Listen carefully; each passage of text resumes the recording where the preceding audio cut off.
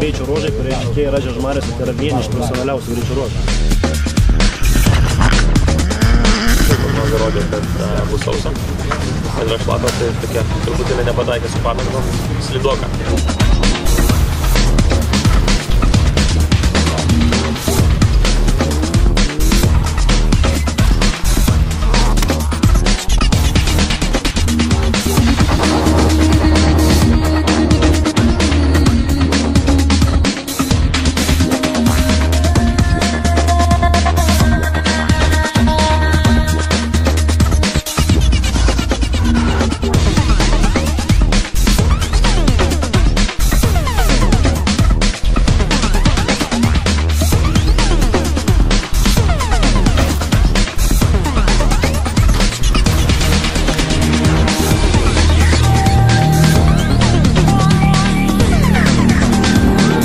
Kažkaip buvom prigulę, primygę su Žilvinu.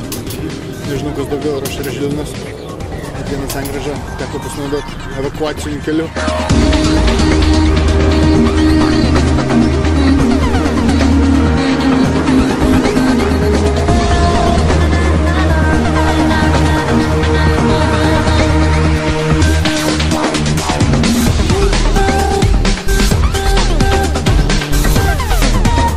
Pirmose dviejose ruožuose buvo viskas gerai, bet trečiam ruože sankaba kažkur nukrito į grindis. Tai sutaisėm kažką šiuo metu veikia, bet tam ruože daug praradom ir jeigu dar kartą taip nutiks, tai teks atsisakyti daug brangaus laiko. Reikia, žodžiu, teoriją sulipdyti su praktika ir dabar sekančiam antram rate pabandysim pamiršti teoriją ir važiuosim taip kaip mokom. Pažiūrėsim, kaip tada seksis. Paslydom namų kelyje. Iš tikrųjų buvo labai ganas posūkis iš ilgos tiesiosios ir minkštas gruntas tiesiog buvo, pradėjom slysti, na, automobilis tapo nekontroliuojamas. Ką pavadinat? Visą nosį, visą. Kaip rezultatus atrodo, kad tau kyla grėsmė nepraeiti dopingo kontrolės?